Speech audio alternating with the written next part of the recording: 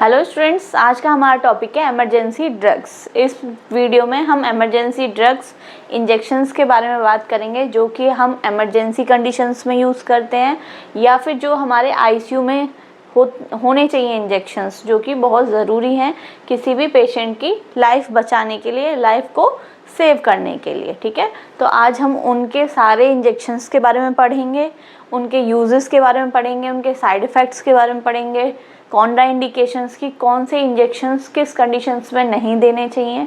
ठीक है, उसके साइड इफ़ेक्ट्स क्या है, उसकी डोज क्या है, सारी चीज़ें हम डिटेल में डिस्कस करेंगे। मैं आपको एक चीज़ बताना चाहती हूँ, कोई भी इंजेक्शंस जो भी मैं आपको बता रही हूँ, पढ़ा रही हूँ, वो मेडिकल स्टूडेंट्स के लिए है, नॉलेज के लिए है। ऐसा नहीं है कि आप वीडियो देखकर आप अपने आप ही अप्लाई करना शुरू कर दो या फिर अपने आप ही लेना शुरू कर दो। ठीक है, तो कोई भी अगर आप इंजेक्शंस ले रहे हैं वो आप अपने डॉक्टर से कंसल्ट करके लें, उनकी सलाह से लें। तो सबसे पहला है हमारा आइसोप्रेलिन इंजेक्शंस। इसमें मैंने आपको हिंदी प्लस इंग्लिश दोनों में बताया, जिससे कि आपको अच्छे से समझ में आ सके। ठीक है, एक एक इंजेक्शंस को बहुत ध्यान से देखना है। ठीक है, किस किस केसेस में हम यूज़ करते हैं और उसकी डोज क्या है। ठीक है, तो सबसे पहले है यूजेस, ब्रेडिकार्डिया। ठीक है, जो भी हम वर्ड पढ़ रहे हैं पहले उसका हमें मीनिंग पता होना चाहिए। ब्रेडिकार्डिया मतलब कि हमारी जो हार्ट रेट है वो क्या हो रही है, कम हो रही है। ठीक है, तो इसमें क्या है, दिल की धीमी गति को तेज करने के लिए आइसोप्रेलिन जो इंजेक्शन है, ठीक है, देखो इसकी इमेज ये है। ठीक है, ये इंजेक्शंस हम कब यूज़ करते हैं, जब हमारे किसी भी पेशेंट की हार्ट रेट जो है वो स्लो हो जाती है, कम हो जाती है, उसको बढ़ाने के लिए हम आइसोप्रेलिन इंजेक्शंस का यूज़ करते हैं। या हार्ट ब्लॉक की कंडीशंस, ठीक है, दिल पूरी तरीके से क्या हो गया, ब्लॉक हो गया है। ठीक है, उसमें कोई भी कंडक्शंस नहीं हो रहा है, तो उसको कंडक्शंस को सुधारने के लिए, ठीक है, उसमें हार्ट बीट तेज करने के लिए या फिर उत्पन्न या पैदा करने के लिए हम इस इंजेक्शन का यूज़ करते हैं। कार्डियक अरेस्ट में, ठीक है, कार्डियक सपोर्ट के लिए, हार्ट को सपोर्ट देने के लिए, हार्ट ब्लॉक हुआ है ना, कार्डियक अरेस्ट हुआ, हार्ट अटैक हुआ, इस कंडीशंस में क्या हो जाती है कि जो हमारा हार्ट है वो ब्लॉक हो जाता है। ठीक है, उसकी जो हार्ट बीट है वो बहुत डाउन चली जाती है, तो हार्ट बीट को तेज करने के लिए हम इस इंजेक्शंस का यूज़ करते हैं। कभी कभी अस्थमा या ब्रोंकोस्पास में भी हम यूज़ करते हैं, बहुत रेयर केस। ऐसा नहीं है कि ये इंजेक्शन सिर्फ हम कार्डियक अरेस्ट या हार्ट ब्लॉक, बहुत सारे यूजेस होते हैं। ठीक है, बट मेनली यूजेस है कि हमारी जो हार्ट बीट है उसको इंक्रीज करने के लिए हम इस इंजेक्शन का यूज़ करते हैं। ठीक है, डोज क्या लेते हैं, देखो मैं फिर बता रही हूँ, कुछ भी खुराक हमें डॉक्टर के सजेशन से ही लेनी है, अपने आप कुछ भी नहीं लेनी है। एज अ नॉलेज के लिए मैं आपको बता रही हूँ कि एज एडल्ट में कितनी देनी चाहिए। ठीक है, इसमें हम देते हैं 0.02 mg से 0.06 mg। ठीक है, आईवी देते हैं, इंट्रावेनस मतलब कि वेन्स में देते हैं। ठीक है, इस इंजेक्शंस को बहुत ही स्लो दिया जाता है। अगर हम इन्फ्यूज़न फॉर्म में दे रहे हैं, ठीक है, ये जो अमाउंट है ये हमारा इन्फ्यूज़न पंप के द्वारा भी दिया जाता है, जिससे कि जो डोज है वो ज़्यादा ना चली जाए। ठीक है, तो उसमें इन्फ्यूज़न फॉर्म में भी दी जा सकती है। उसमें कितना देना है हमें, 0.1 से 0.2 mcg पर kg पर मिनट के हिसाब से। ठीक है, उसमें हम पर्सन का वेट देखेंगे कि वेट के अकॉर्डिंग कितना है और पर मिनट के हिसाब से उसको देंगे। ये भी हमें डॉक्टर के हिसाब से देना है, डॉक्टर जितना हमें कंसल्ट करते हैं, एडवाइस करते हैं, उसके हिसाब से हमें ये इंजेक्शंस देना होता है। ठीक है, सेल्फ इंजेक्शन नहीं करना चाहिए, हमें अपने आप कोई भी इंजेक्शंस अप्लाई नहीं करना है। अगर आपने अभी तक भी मेरे चैनल को सब्सक्राइब नहीं किया है तो मेरे चैनल को सब्सक्राइब करें। वर्षा नर्सिंग एकेडमी के नाम से मेरा चैनल है, उसको सब्सक्राइब करें, उस पर बेल आइकन को हिट करें, जिससे कि आपको नोटिफिकेशंस मिलते रहें नई नई वीडियोस के बारे में। इसके साइड इफ़ेक्ट्स देखो, कोई भी हम ड्रग लेते हैं, मेडिसिन लेते हैं या इंजेक्शंस लगते हैं, ठीक है, तो उसके कुछ ना कुछ कॉमन साइड इफ़ेक्ट्स होते हैं, कुछ के थोड़े से चेंजेस होते हैं जिससे हमें पता चल जाए कि भाई वो दिक्कत कर रहा है इंजेक्शन। ठीक है, बट नॉर्मली साइड इफ़ेक्ट्स क्या होते हैं, जनरली वही होते हैं, जैसे कि नोजिया हो गया, वोमिटिंग हो गई, ठीक है। इसमें क्या है, दिल की धड़कन तेज हो जाएगी, पाल्पिटेशंस होना शुरू हो जाएगा, है ना, घबराहट या बेचैनी महसूस होना शुरू होगी, सिर दर्द हो सकता है, चक्कर आना हो सकता है, ब्लड प्रेशर लो हो सकता है, ठीक है, चेस्ट में पेन हो सकता है। ये सारे इसके साइड इफ़ेक्ट्स हैं, ठीक है। कॉन्ट्राइंडिकेशंस किस में, हमें ये इंजेक्शंस नहीं देनी चाहिए, ठीक है। किस कंडीशंस में, दिल की तेज़ धड़कन, ठीक है। हम ये इंजेक्शंस कब दे रहे हैं कि जब जो हार्ट रेट है वो हमारी कम हो रखी है, और ऑलरेडी अगर हार्ट की रेट बढ़ी हुई है और हम इस इंजेक्शंस को दे देंगे तो क्या होगा, बहुत ज़्यादा हार्ट बीट हो जाएगी, है ना, तो उसमें दिक्कत है। तो जिसमें पेशेंट में टैकीकार्डिया है, मतलब हार्ट रेट ऑलरेडी बढ़ी हुई है, उस कंडीशंस में हमें नहीं देना है, ठीक है। हार्ट अटैक के दौरान, मायोकार्डियल इन्फेक्शन के द्वारा नहीं देना है। अगर इस इंजेक्शन से कोई एलर्जी है, हाइपर सेंसिटिविटी है, उस कंडीशन में नहीं देनी है, और हाइपरथायरॉयडिज्म की कंडीशंस में हमें ये इंजेक्शंस नहीं देना है, ठीक है। नेक्स्ट है हमारा वैसोप्रेसिन, ठीक है। वैसोप्रेसिन इंजेक्शंस का क्या यूजेस है, ये हम कब देते हैं, सेप्टिक शॉक, ठीक है। इसमें क्या होता है, शरीर में संक्रमण से घिरा हुआ ब्लड प्रेशर। सेप्टिक शॉक क्या होता है, शॉक के लिए भी मैं अलग से एक वीडियो बनाऊंगी, अलग अलग टाइप्स के शॉक्स होते हैं, उनमें हम डिटेल से डिस्कस करेंगे, ठीक है। तो इसमें क्या होता है, शरीर में संक्रमण हो जाता है, इन्फेक्शन हो जाता है, जिसके कारण से ब्लड प्रेशर क्या हो जाता है, कम हो जाता है, बीपी हमारा कम हो जाता है। उसी को, ब्लड प्रेशर को बढ़ाने के लिए, ठीक है, हम किसका यूज़ करते हैं, वैसोप्रेसिन इंजेक्शन का हम यूज़ करते हैं। दूसरा डायबिटीज़ इंसिपिडस, ठीक है। डायबिटीज़ दो तरीके की होती हैं, डायबिटीज़ इंसिपिडस और डायबिटीज़ मेलाइटस, ठीक है। तो डायबिटीज़ इंसिपिडस में क्या होता है, बहुत ज़्यादा पेशाब आना, ठीक है। तो पानी की कमी को रोकने के लिए, अगर मान लो डायबिटीज़ इंसिपिडस की कंडीशन है, तो डायबिटीज़ में हमें पता है कि पेशाब बहुत ज़्यादा आता है, बार बार पेशाब आता है, तो उस कंडीशन में हमारी बॉडी से फ्लूइड क्या हो जाएगा, निकल जाएगा।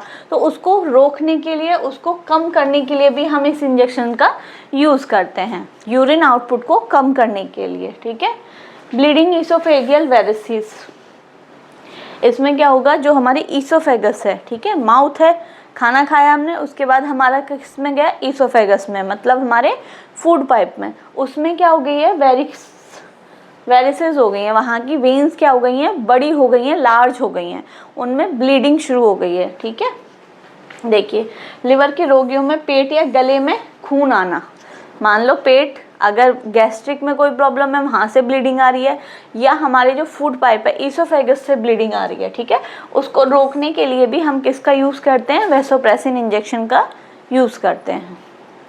CPR, दिल बंद होने पर, ठीक है, हम CPR कब देते हैं, जब पेशेंट बिल्कुल रेस्पॉन्स नहीं करता है ना, उसकी कार्डियक एक्टिविटी ख़त्म हो जाती है, बिल्कुल पल्स नहीं फील होती है हमें, उस कंडीशन में हम CPR देते हैं। तो CPR के समय, CPR देते समय एड्रेलिन के साथ दिया जा सकता है, ठीक है। इसको हम एड्रेलिन के साथ भी दे सकते हैं पेशेंट को, जिससे कि उसका जो ब्लड प्रेशर है वो इंक्रीज़ हो जाए, ठीक है। अब इसकी डोज क्या है, कैसे देना है, इसमें अलग अलग कंडीशन है। अगर सेप्टिक शॉक की कंडीशन है तो क्या डोज रहेगी, अगर ब्लीडिंग है तो क्या डोज रहेगी, और अगर डायबिटीज़ इंसिपिडस की कंडीशन है तो क्या डोज रहेगी, ठीक है। तो तीनों की डोज क्या है, अलग अलग है।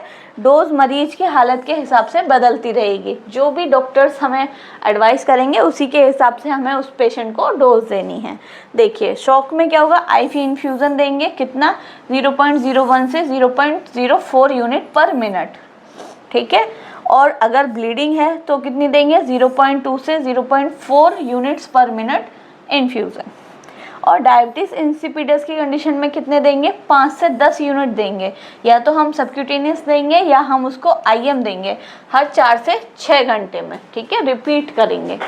ये अलग अलग कंडीशंस हैं कि किस किस कंडीशन में हम कब वो इंजेक्शन यूज़ कर रहे हैं, और उसकी डोज उसके हिसाब से ही होती है, ठीक है।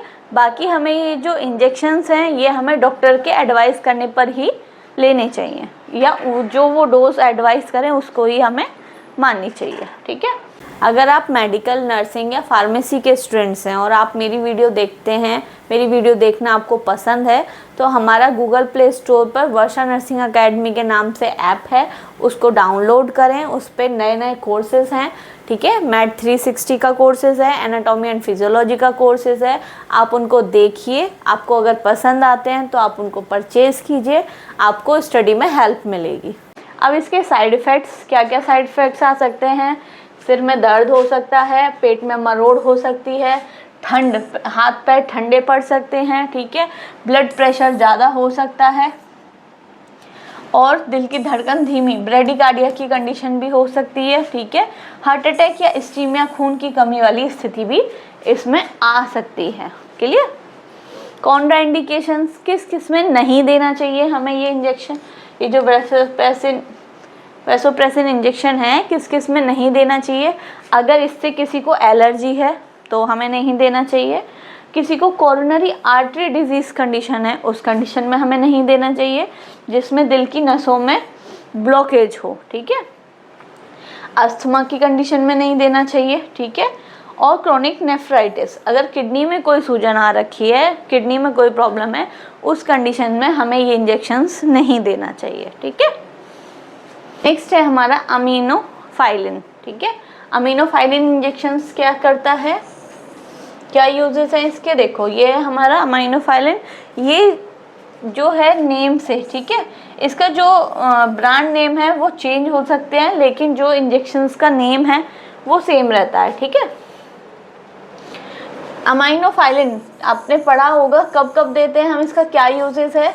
ये हमेशा क्या करता है, जो हमारे ब्रोंकस हैं, लंग्स में क्या होते हैं, ब्रोंकाई, ब्रोंक्योल्स, है ना, ये सब होते हैं, जो श्वास नली है, ठीक है, उनको क्या कर देते हैं, ये खोल देते हैं, जिससे कि सांस लेने में आसानी हो जाती है, ठीक है। एज अ ब्रोंकोडाइलेटर काम करते हैं। ब्रोंकोडाइलेटर मतलब जो ब्रोंकस हैं, जो श्वास की नली हैं, उनको खोल देते हैं, खोलने का काम करते हैं, ठीक है।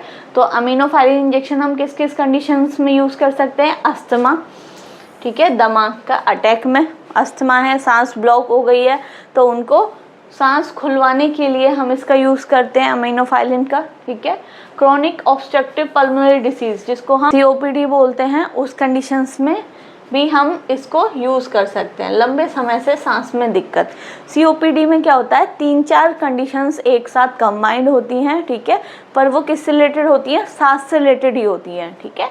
तो उस कंडीशन में हम अमीनोफाइलिन इंजेक्शन का यूज़ कर सकते हैं, ठीक है। किसमें? COPD पेशेंट में। COPD मतलब क्या है? क्रॉनिक ऑब्स्ट्रक्टिव पल्मोनरी डिसीज़, ठीक है, जिनमें बहुत लंबे समय तक सांस में दिक्कत रहती है, उनमें हम किसका यूज़ करते हैं? अमीनोफाइलिन इंजेक्शन का यूज़ करते हैं। COPD में बहुत सारे जो 4-5 कंडीशंस होती हैं जो सांस से रिलेटेड ही होती हैं, ठीक है, उनमें हम अमीनोफाइलिन का यूज़ करते हैं। नेक्स्ट है हमारा एपनिया ऑफ प्री मैच्योरिटी, ठीक है, नवजात शिशुओं में सांस रुकना। कभी कभी जो बच्चा प्री टर्म होता है, जल्दी डिलीवरी हो जाती है, उसमें कभी कभी सांस रुक जाती है, ठीक है, तो उस कंडीशन में भी हम अमीनोफाइलिन इंजेक्शन का यूज़ करते हैं, उसके ब्रोंकस खुलने के लिए या फिर उसकी जो श्वास नली है उसको खुलने के लिए, ठीक है। कभी कभी हार्ट फेलियर की कंडीशन में भी हम इसको यूज़ कर लेते हैं। जैसे कि मैंने आपको बताया, एक इंजेक्शन बहुत जगह यूज़ होता है, लेकिन एज अ किसकी तरह यूज़ होता है वो हमें पता होना चाहिए, ठीक है। अमीनोफाइलिन जैसे कि ब्रोंकोडाइलेटर की तरह यूज़ होता है, मतलब ये क्या करता है, जो हमारे लंग्स के अंदर ब्रोंकस हैं, ठीक है, श्वास नली हैं, उनको खोलने का काम करता है। अब वो किसी भी कंडीशंस में कोई प्रॉब्लम हो गई हो, उस कंडीशंस में भी हम दे सकते हैं, ठीक है। डोज क्या रहेगी? देखो, लोडिंग डोज रहेगी हमारी 5 से 6 mg पर kg के हिसाब से, पर्सन का जितना वेट होगा उसके अकॉर्डिंग हमें mg के अकॉर्डिंग देना है, ठीक है। कैसे देना है? IV देना है, स्लो, ठीक है। हर इंजेक्शंस पे लिखा होता है कि हम उसको IV दे सकते हैं, IM दे सकते हैं, सबक्यूटेनियस दे सकते हैं, ठीक है।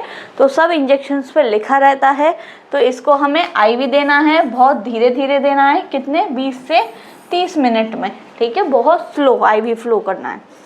और मेंटेनेंस डोज है, अगर डॉक्टर तय करते हैं इन्फ्यूज़न के रूप में अगर हमें देना होता है तो 0.4 से 0.6 mg पर kg पर आवर, आर के हिसाब से, ठीक है, मतलब 1 घंटे में पर्सन का जितना बॉडी वेट है उसके अकॉर्डिंग डोज को मल्टीप्लाई करके तब हम देते हैं, ठीक है। वो भी हम डॉक्टर्स की एडवाइस पे ही देते हैं, ऐसा नहीं अपने आप ही सेल्फ इंजेक्ट करें, ठीक है। चिल्ड्रन में क्या है, उनकी डोज जो है उम्र और वजन पर निर्भर करती है, उनकी एज क्या है, उनका वेट क्या है, उसके हिसाब से डॉक्टर डिपेंड करते हैं, ठीक है। हमें इसका जो है रैपिड इंजेक्शन से साइड इफ़ेक्ट हो सकते हैं, इसलिए धीरे धीरे देना चाहिए। ऐसा नहीं है कि हमें डायरेक्ट एकदम आईवी फ्लो, मतलब जो आईवी है इंजेक्शन हमें डायरेक्ट एकदम से तेज़ी से नहीं देना चाहिए, ठीक है। इसमें बोल रहा है कि 20 से 30 मिनट में उस इंजेक्शंस को स्लो आईवी देना चाहिए, ठीक है। अगर रैपिड जल्दी से हम एकदम फास्ट आईवी दे देंगे तो पेशेंट में साइड इफ़ेक्ट्स के कंडीशंस हमें देखने को मिल सकती है। क्लियर हुआ? इसके साइड इफ़ेक्ट्स वही नॉर्मल से नोजिया वोमिटिंग हो सकती है, ठीक है। दिल की जो धड़कन है वो तेज़ हो सकती है, पल्पिटेशन हो सकती है, हेडेक, डिजीनेस, चक्कर आना हो सकता है, नर्वसनेस, बेचैनी हो सकती है, ठीक है। अगर इसकी ओवरडोज दे देते हैं, ज़्यादा मात्रा में दे देते हैं, ठीक है, तो क्या सीजर, दौरे जैसी कंडीशन देखने को मिल सकती है, या दिल की जो रिदम है वो बिगड़ सकती है, ठीक है। जो एक रिदम होती है, हार्ट बीट एक लय में चलती है, वो भी बिगड़ सकती है, जिसको कि हम क्या बोलते हैं, एरिथमिया। तो ये हमें ध्यान रखना है कि इसके साइड इफ़ेक्ट्स क्या क्या हैं। कॉन्ट्रा इंडिकेशंस, किस में हमें ये नहीं देना है, ठीक है। जिसमें सीजर डिसऑर्डर हो, मतलब जिसमें दौरे की पुरानी कोई बीमारी हो, उसको पहले से ही फिट्स या दौरे पड़ते हों, उस कंडीशन में हमें अमीनोफाइलिन इंजेक्शन नहीं देना है। एक्टिव पेप्टिक अल्सर, पेट में कोई घाव हो, उस कंडीशन में नहीं देना है। अनकंट्रोल्ड एरिथमियाज, पहले से ही उसकी जो हार्ट बीट है या रिदम है वो अनियंत्रित है, मतलब हमारे कंट्रोल में नहीं है, उस कंडीशन में नहीं देनी है। या अमीनोफाइलिन या थियोफाइलिन से कोई हाइपर सेंसिटिविटी है, मतलब उससे एलर्जी है, उस कंडीशंस में हमें ये इंजेक्शंस नहीं देने हैं। क्लियर? नेक्स्ट है हमारा डेरिफाइलिन, ठीक है। क्या है? Deriphyllin injection. ये भी सेम क्या है, ब्रोंकोडाइलेटर है। ये भी क्या करता है, लंग्स के अंदर जो ब्रोंकस हैं, ब्रोंक्यूल्स हैं, उनको खोलने का काम करता है, ठीक है। डेरिफाइलिन में देखो, डेरिफाइलिन नाम से आता है, इसके अंदर जो है वो 2 पाए जाते हैं, इटोफाइलिन और थियोफाइलिन, ठीक है। इसको हम आईएम और आईवी दोनों तरीके से यूज़ कर सकते हैं। क्लियर? अब इसका यूज़ देख लेते हैं। ये ब्रोंकोडाइलेटर है, ठीक है। ये क्या है, देखो, ये दवा सांस की नली को खोलने और सांस लेने में आसानी करने के लिए दी जाती है। वही मैंने अभी बताया आपको, ये क्या करती है, सांस की जो नली है उनको खोलने का काम करती है, और सांस, जिससे कि जो पर्सन है, जो पेशेंट है, वो आसानी से सांस ले सके, ठीक है। उन पेशेंट्स में हम इस इंजेक्शंस का यूज़ करते हैं, जैसे कि अस्थमा, ठीक है, दमा मतलब सांस लेने वाली जो बीमारी होती है, क्रोनिक ब्रोंकाइटिस, ठीक है। इसमें क्या हो जाता है, जो ब्रोंकस हैं उनमें इन्फ्लेमेशन हो जाता है, सूजन आ जाती है, ठीक है। सीओपीडी के पेशेंट जो होते हैं, क्रॉनिक ऑब्स्ट्रक्टिव पल्मोनरी डिसीज, इसमें 3-4 कंडीशंस होती हैं, ठीक है। इसमें क्या होता है, ये फेफड़ों की पुरानी बीमारी है, इसमें भी सांस सही से नहीं ली जाती है। तो सांस, जितनी भी सांस रिलेटेड बीमारी होती हैं उनमें हम किसका यूज़ करते हैं, डेरिफाइलिन इंजेक्शन का यूज़ करते हैं, जिससे क्या होता है, जो सांस की नली हैं वो खुल जाती हैं, ठीक है, और सांस हम आसानी से ले पाते हैं। क्लियर? डोज क्या है इसकी, एडल्ट में 2 to 5 ml by slow IV injection, या हम आईवी इन्फ्यूज़न के थ्रू भी दे सकते हैं, बट हमें ये धीरे धीरे देना है, बहुत स्लो देना है अगर हम आईवी दे रहे हैं तो, ठीक है। और डॉक्टर की सलाह के अनुसार ही हम डोज तय करते हैं। क्लियर? ये किडनी और लिवर की बीमारी में डोज कम दी जाती है, वो डॉक्टर अपने हिसाब से देखता है। अगर किसी को किडनी डिसीज़ या लिवर डिसीज़ है, ठीक है, उस कंडीशंस में डोज क्या हो जाती है, कम हो जाती है। साइड इफ़ेक्ट्स क्या हैं इसके, हेडेक हो सकता है, सिर में दर्द, ठीक है, एंजाइटी, घबराहट महसूस हो सकता है, नोजिया वोमिटिंग लग सकती है, दिल की धड़कन तेज़ हो सकती है, इंसोम्निया, नींद ना आना, ठीक है, नींद ना आना, हाथ कांपना, ठीक है। ये सारे हमें साइड इफ़ेक्ट्स देखने को मिल सकते हैं। अगर इनमें से कोई भी ज़्यादा हमें रिएक्शंस दिखता है तो हमें डॉक्टर से कंसल्ट करना चाहिए, ठीक है। कॉन्ट्रा इंडिकेशंस कब नहीं देनी चाहिए, ये जो ड्रग है, हाँ, ये जो इंजेक्शन है, ये हमें कब नहीं देना चाहिए, किस किस प्रॉब्लम में नहीं देना चाहिए। हार्ट प्रॉब्लम, दिल की बीमारी है, उस कंडीशंस में हमें ये इंजेक्शंस नहीं देना चाहिए।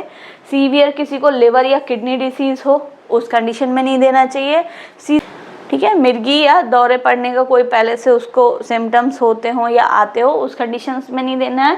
या फिर इस दवा से एलर्जी हो किसी पेशेंट को, ठीक है, तो उस कंडीशंस में ये इंजेक्शंस हमें नहीं देना है। क्लियर।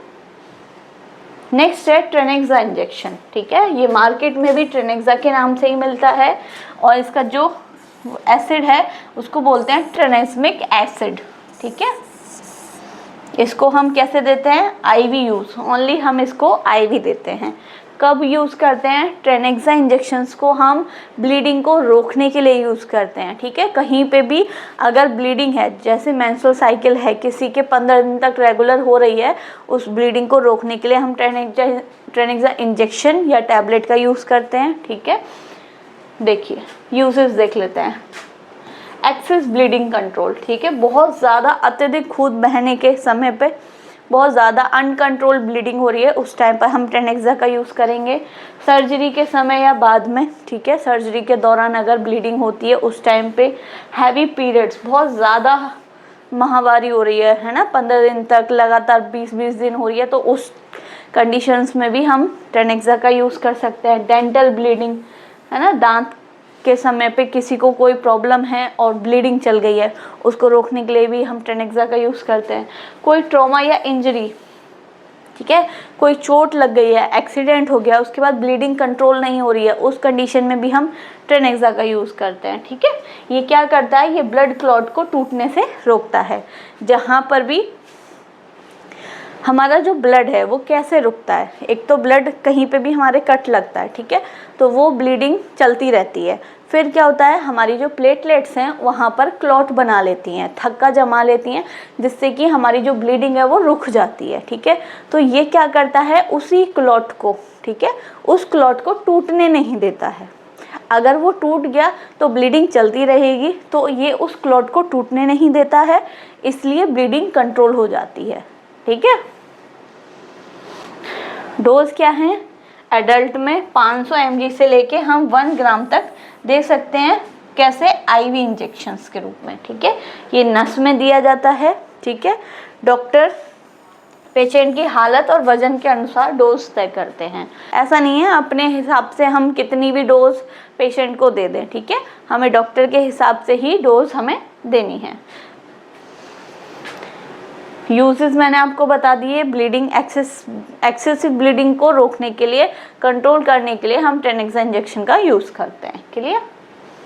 साइड इफ़ेक्ट्स क्या हो सकते हैं, वही नॉर्मल साइड इफ़ेक्ट्स हैं। नोज़िया, वोमिटिंग हो सकती है, ठीक है, डायरिया हो सकता है, हेडेक की कंडीशन हो सकती है, फटीग, थकावट हो सकती है, ठीक है। जहाँ पर इंजेक्शन वाली साइड पर, ठीक है, पेन या स्वेलिंग महसूस हो सकती है, वहाँ पर एलर्जी, है ना, या स्वेलिंग या पेन, रेडनेस, ये सब चीज़ दिखने को मिल सकती है। कभी कभी ब्लड क्लॉट का रिस्क बढ़ जाता है, ठीक है, मतलब ज़्यादा ही ब्लड क्लॉट हो गया, उस कंडीशन में भी दिक्कत हो सकती है। तो ये सारी प्रॉब्लम्स हमें देखने को मिल सकती हैं। कॉन्ट्रा इंडिकेशंस कब नहीं देनी चाहिए, ठीक है। एक्टिव ब्लड क्लॉट, खून के थक्के की समस्या पहले से हो, मतलब पहले से ही किसी पेशेंट में ये प्रॉब्लम हो, उसमें हमें ये नहीं देना चाहिए, ठीक है। किसी को हार्ट अटैक या स्ट्रोक की पहले से प्रॉब्लम हो, उसको नहीं देना चाहिए। सीवियर किडनी डिसीज़ हो, उस कंडीशन में नहीं देना चाहिए।